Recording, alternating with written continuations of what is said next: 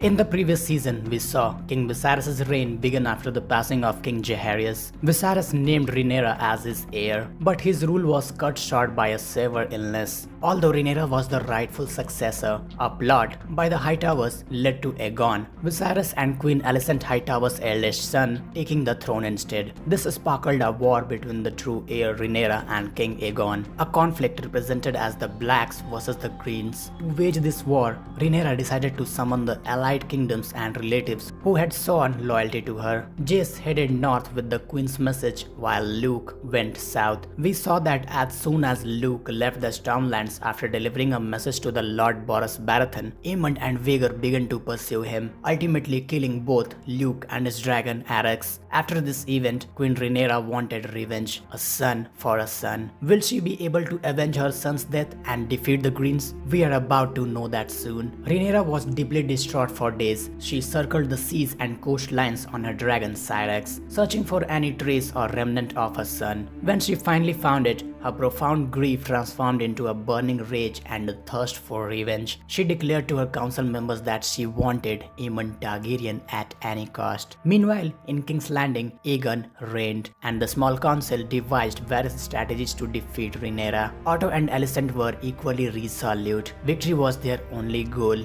Elsewhere, Daemon captured the White Worm, who had been working for Otto Hightower. Daemon believed the queen had lost the throne because of her, as she had revealed Aegon's whereabouts to Otto. Massaria retorted that she had no personal stake in Otto Hightower's affairs. Their arrangement was strictly financial and noted that they would have found Aegon regardless. Her assistants had simply expedited the process. Then Daemon locked Massaria in the cell. Meanwhile, Jace secures the support of the North and returns to Dragonstone, where he and Rhaenyra commit the remnants of Luke to the flames. Meanwhile, Daemon makes his way to King's Landing and tasks a rat catcher to kill Aemond, who frequently visited the place for his rat catching work. However, upon entering the palace, the man kills Prince Jaehaerys instead of Aemond. Jaehaerys was the eldest son of Aegon and Helena, and the next in line to the throne after Aegon. When Aegon learns of these events, he flies into a blind rage. Everyone believes that Rhaenyra is responsible for Prince Jaehaerys' death,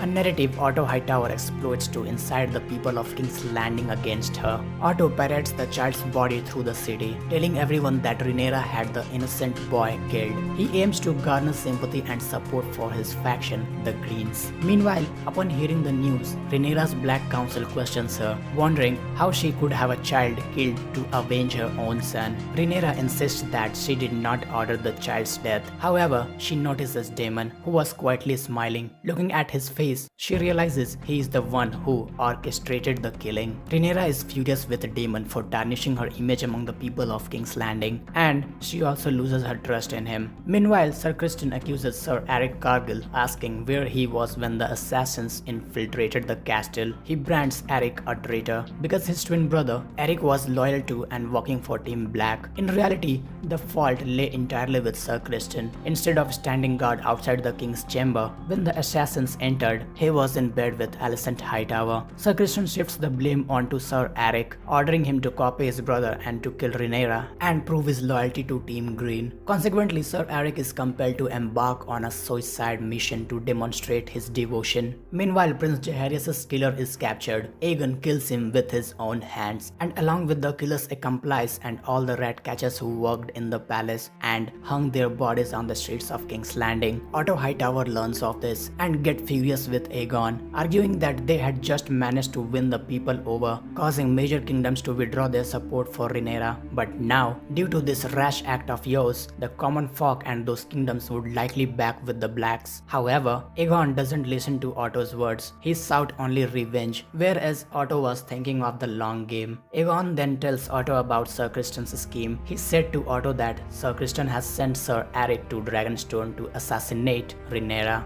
By hearing this, Otto wonders what kind of fool they have made King, recalling King Viserys' reign, Otto remarks that his father Viserys was wise, patient, and honorable. Angered further by these words, Aegon strips Otto of the title Hand of the King, bestows it upon Sir Criston, and banishes Otto Hightower from King's Landing. As soon as Aemon learns that Daemon had sent assassins to kill him rather than Jaehaerys, he is quite pleased. He takes it as a sign that Daemon views him as a formidable enemy to be eliminated in his bed, implying that even a fearless man like Daemon is afraid to face him in an open combat. Meanwhile, Rhaenyra grants Massaria her freedom from royal service, just as she had desired. As Massaria leaves Dragonstone, she spots Sir Eric Cargill and immediately stops there, realizing something is amiss and that she must warn Rhaenyra about him. Eric, having infiltrated the Dragonstone castle by impersonating his twin brother Eric, moves to attack Rhaenyra, but Eric arrives just in time and a fight ensues between the brothers. At the end, Eric kills Eric, and the guilt of having caused his brother's death, he ultimately takes his own life. Rhaenyra thanks Massaria for saving her life and for the information regarding Eric. She asks Massaria what she wants as a reward, to which Massaria requests a position on the Black Council. Rhaenyra grants her the title of Mistress of Whisperers, or we can say simply the Spy Master, appointing her as the head of the network of informants and spies. Daemon arrives at Harrenhal to rally an army for Rhaenyra, where he meets Sir Simon, the castellan who oversees the castle. As soon as Daemon arrives to seize control, Simon kneels and pledges his loyalty to Team Black. Sir Simon was an honest and straightforward man, realizing he stood no chance against Daemon and Caraxes without a dragon of his own. He wisely chose to submit. Meanwhile, the Black Council perceives Rhaenyra as weak and argues her to remain safe within the castle. Then Rhaenys admonishes the lords, telling them to mind their manners and be in their limit when speaking to Rhaenyra. Meanwhile, Criston Cole and Alicent's brother Gwaine Hightower set out with their respective armies to seize control of the Crown lands. They aim to intimidate the local lords into joining their armies and thereby strengthen the Green's forces. At the same time, Rhaenyra wanted to ensure the safety of her youngest sons, Joffrey, Viserys, and Aegon, keeping them far from the ravages of war. She instructed Lady Rhaena to take the children to the Vale and then proceed to Pentos, charging her with the care of both the boys and the dragon eggs to safeguard the future of the Targaryen lineage. Since Rhaena did not currently possess a dragon, Rhaenyra wanted to keep her safe as well, which is why she chose her for the mission to Pentos. Rhaena was reluctant to accept this plan. She wished to participate in the war and protect her siblings. Lady Rhaena and Lady Baela were the daughters of Daemon and Lady Lyanna. As Baela was a dragon rider, Rhaenyra decided to keep her in Dragonstone. Rhaena felt she was being excluded from the war simply because she lacked a dragon, yet she ultimately deferred to Rhaenyra's order and set out for the Vale with the children and the dragon eggs. Meanwhile, at Harrenhal, Daemon had gone to negotiate with Grover Tully, the Lord Paramount of the Riverlands, to secure an army. There, Simon informed him that Lord Tully was ill and in no condition to meet or speak with anyone. Simon also remarked that Tully's rule was nearing its end. Then Daemon decided to wait for Lord Tully's death and stayed at Harrenhal, where he encountered Alice Rivers, a mysterious woman with magical abilities. People often called Alice a witch or a sorceress, and she possessed the gift of foresight. Elsewhere, Rhaenyra secretly made her way to King's Landing to meet Alicent. She sought to avert the war and find a peaceful resolution without bloodshed. She was proposing peace one last time because she cared about more than just herself. She was concerned for the common people who always suffer the most in conflicts between the powerful people. In response, Alicent told Rhaenyra that she had crowned Aegon because King Viserys, on his deathbed, had personally expressed his wish to see Aegon on the throne. Rhaenyra then clarified that Viserys had not been speaking of her son Aegon. Rather, he was referring to the prophecy of Aegon the Conqueror, the Song of Ice and Fire, which he had previously shared with Rhaenyra as well. When Alicent realizes her mistake, that she sparked a war based on a misunderstanding, she is deeply shaken. She tells Rhaenyra that the war can no longer be stopped and it is too late. Following the failure of this meeting, Rhaenyra understands that there is no longer any room for peace, and war is the only remaining option. Meanwhile, at Harrenhal, Daemon is plagued by nightmares, visions of a young Rhaenyra saving together the severed head of Prince Jaehaerys. Suddenly, he snaps awake and spots a soldier passing outside his room. Even though there are supposed to be no soldiers at Harrenhal, Daemon follows the figure, only to end up at Alice Reaver's chamber as the soldier vanishes. When Daemon asks her about the soldier, Alice explains that there are no soldiers in the castle. She tells him the place is strange and holds a dark history. She said that Harren the Black had sacred weirwood trees cut down to build the fortress. Those trees were inhabited by ancient spirits whose whispers can still be heard within these walls. Daemon dismisses it all as mere superstition. Then Alice points out that the bed where he sleeps is crafted from weirwood timber. Alice asks Daemon if he is able to sleep peacefully there and whether he senses anything strange. She gives him a herbal brew, telling him it will help him sleep well. However, after drinking it, Daemon begins to have an even more terrifying nightmares in which he sees his late wife, Lady Lyanna. Meanwhile, the Black Council is engaged in a heated debate because their queen, Rhaenyra, has been missing from Dragonstone for days. The source of the tension is Criston Cole, who has seized control of several minor houses in the Crown Lands, conscripted their soldiers into the Green Army, and is relentlessly challenging Rhaenyra. After capturing Duskendale, Cole is advancing to attack Rook's Rest. He is either killing the members of Crown Lands houses allied with the Blacks or forcing them to join the Green's army. The Black Council was well aware of the situation. That is when Rhaenyra arrived and ordered Rhaenys to fly to Rook's Rest with her dragon Meleys. Just as Criston Cole's army was about to attack the castle at Rook's Rest and began raining fire down upon them. As Cole's forces fled toward the woods, Aegon arrived with his dragon Sunfire and attacked Rhaenys and Meleys. While Sunfire and Meleys were locked in combat, Aemon's dragon Vhagar suddenly arrived and attacked both of them. Meleys managed to escape the burnt of it, but Sunfire was severely burned, and both Aegon and the dragon crashed into the forest below. Meleys then attacked Vhagar, forcing the massive dragon to its knees. Half of Criston Cole's army was wiped out during this dragon battle. Meleys searched for Vhagar to launch another attack, but the dragon was nowhere to be seen. Suddenly, Vhagar ambushed Meleys, seized her by the neck and killed her. With this, Rhaenys also dies with her dragon. At the same time, Aegon is left half dead from burns, and his dragon Sunfire is also killed. Finally, Aemon draws his sword to finish Aegon off completely, but just then, Criston Cole arrives. Aegon is undergoing treatment for his severe burns, injuries he sustained due to his own recklessness in suddenly joining the battle without informing anyone. Aemon and Criston Cole had devised a plan to kill one of the Team Black's dragons and its rider during the engagement at Rook's Rest, and they succeeded. They brought down Rhaenys and her dragon, Team Black's most experienced and powerful pair. With the realm in the need of a king, only one candidate remained in the eyes of a small council, Aemond. At this juncture, Alicent proposed taking charge of the throne herself, arguing that she had upheld King Viserys' legacy after his passing and could fulfill that duty once more. However, the small council countered that while she had maintained the legacy during peacetime, the current situation was vastly different. The council now deferred to the decision of the Hand, Sir Criston, who named Aemond as the next heir to the throne. Ultimately, the entire small council sided against Alicent and appointed Aemond as the temporary king. The people of King's Landing were terrified after witnessing the devastation caused by dragons during the Battle of Rook's Rest. They feared that Rhaenyra would now launch a dragon attack on the city in retaliation. Consequently, masses of people were fleeing the city. Aemond believed that if the entire population abandoned the city, it would be perceived as a sign of weakness for the king and the monarchy.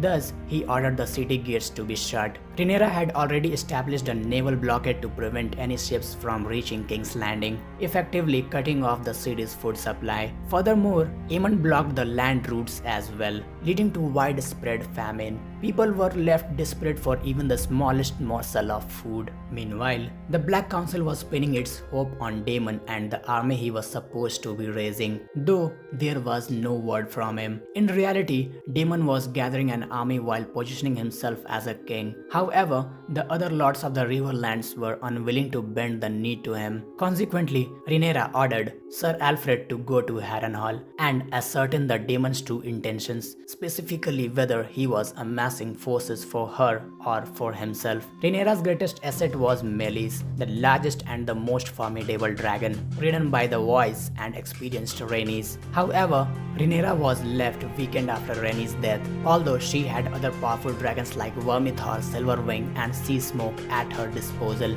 But they lacked dragon riders. She was in a dire need of riders, especially to counter Vhagar in the impending war. Then Jace revealed something to her. There are many members of our lineage who were not part of the ruling line, those who married into other houses, and whose children bear different names. We could leave them before the dragons. Who knows, a dragon might accept one of them as its rider. Rhaenyra replies to Jace that a dragon accepts only its own dragon lord, or someone who possesses dragon blood. Yet, Rhaenyra doesn't find Jace's idea bad. Rhaenyra sends Sir Stephen Darklyn, the commander of her Queen's Guard, to face the dragon Sea Smoke, hoping he might become its rider. She believes that because Sir Stephen possesses ancient Valyrian blood, Sea Smoke will accept him. However, the moment he approaches the dragon and attempts to tame it, Sea Smoke burns him alive. Meanwhile, Aemond instructs Lord Tywin Lannister of the Small Council to approach the Triarchy of the Free Cities and join forces with them to attack the Sea Snake and break the blockades he has established. Alicent opposes this plan, but Aemond disregards her words. Furthermore, he orders Criston Cole to march on Harrenhal and attack Daemon along with his allied river lords. After the council meeting, Aemond permanently removes Alicent from the small council, telling her to attend the domestic duties instead. We see food arriving in King's Landing, supplies sent by Rhaenyra. When the starving people realizes that their king Aemond is keeping them captive and letting them starve, while their true queen Rhaenyra is sending them food, their anger boils over.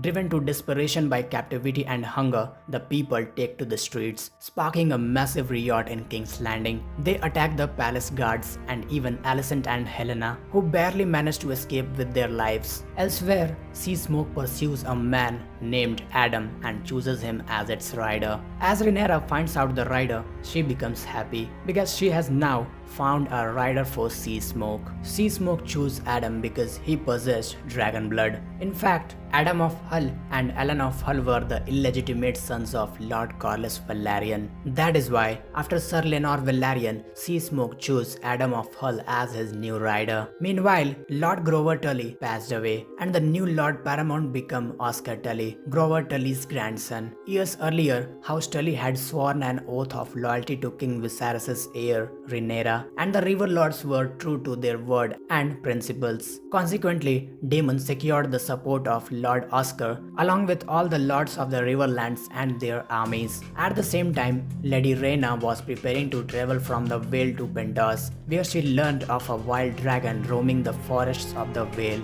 Since she desired a dragon of her own, Rhaena left her siblings behind and ventured into the mountains of the Vale in search of the dragon, whereas Rhaenyra gathered the group of illegitimate people who had ties to House Targaryen and presented them to the dragon Vermithor. Although Vermithor obeyed Rhaenyra, he burned the assembled group of illegitimate alive and devoured them. Only two men survived, Hugh the Hammer, Ulf the White. Vermithor used the hammer as his new rider, while Silverwing chose Wolf the White. By witnessing this brought Rhaenyra great relief, as she had finally found new riders for her dangerous and ancient dragons. Why the dragons choose Hugh the Hammer and Wolf the White? Hugh was the grandson of Jaehaerys I. This is because Hugh was the son of Sarah Targaryen, King Jaehaerys' ninth daughter, who had once worked in a brothel. Since King Jaehaerys I was Vermithor's original rider, the dragon chose Hugh,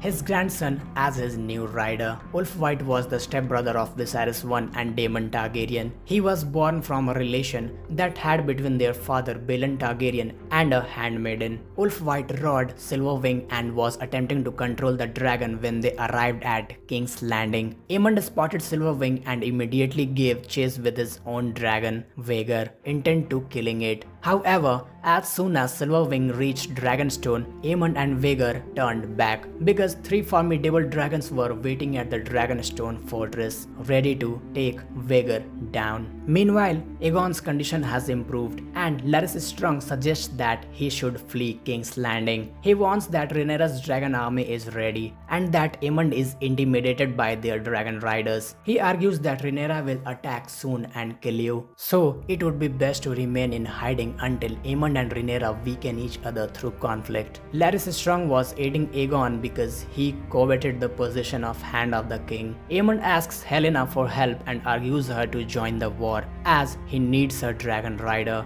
but she flatly refuses, unwilling to shed blood. Criston Cole realizes the futility of their current fighting, as the war is being dictated by dragons, meaning victory will go to whichever side possesses more of them. Elsewhere, Tywin Lannister meets with the Triarchy of the Free Cities in Essos. Their leader, Sharako Lohair, sets a condition. If Tywin wants the Triarchy's naval fleet, he must first prove his strength by wrestling in the mud. Tywin steps into the mud without hesitation, fights bravely and defeats Sharako and impressed her. The Triarchy agrees to ally with the Greens to battle the Sea Snake's naval forces. Meanwhile, Rhaenyra summons her new dragon riders to a banquet and instructs them to prepare their dragons for war. Just then, she receives a message from Sir Simon, the Castellan of Harrenhal, informing her that Daemon has readied his army, but he fears betrayal. Upon hearing the message, Rhaenyra sets out for Harrenhal because she could not afford to let Daemon turn against her. Alice brings Daemon to the magical weirwood tree to show him his future. There, Daemon realizes that Rhaenyra is the rightful queen of the Seven Kingdoms. The Iron Throne was not created merely for the sake of ruling. It was forged so that the monarch sitting upon it could keep the Seven Kingdoms united, and Rhaenyra was the queen destined to hold them together. After clashing with Rhaenyra, Daemon had arrived at Harrenhal and began amassing an army, declaring himself king because he coveted the Iron Throne. During his time at Harrenhal, the visions induced by the palace's magic and Alice's powers served to humble him and reveal a truth that Daemon was merely a pawn and could not be king. Upon witnessing his future, especially seeing Rhaenyra seated on the Iron Throne, he understood that she was the true heir. Then Rhaenyra arrives at Harrenhal, where Daemon and his army kneel before her, a sight that leaves her astonished. She now had Daemon, his forces, and 7 formidable dragons at her command. Team Black was fully prepared for war. A surprising twist occurs when Alicent comes to meet Rhaenyra, seeking her own freedom and offering to surrender the throne in exchange. Alicent had realized that Aemon would no longer heed her words and had transformed into a monster. She sought Rhaenyra's help for herself, her daughter Helaena, and Aegon. Alicent wanted that she and her daughter Helaena to be sent to the Free Cities so they could escape the royal lifestyle and live in peace. Alicent proposes a deal to Rhaenyra that when Aemon and Criston Cole depart for the Riverlands, she will open the gates of King's Landing for her, allowing her to seize the Iron Throne without bloodshed. In return, she pleads with Rhaenyra to spare the lives of Helaena and Aegon. Then Rhaenyra reminds Alicent of the harsh rules of history and war, stating that if she wants freedom, she must accept the death of her son Aegon, a son for a son. Alicent tearfully agrees to this and returns to King's Landing, unaware that the son, for she was pleading to save, had already fled the city with Larys Strong. War was gonna start. From Team Greens, the armies of Hightowers and Lannisters were marching to battle, and from Team Blacks, the forces of the Starks, the Riverlands, and House Velaryon were also setting out for war.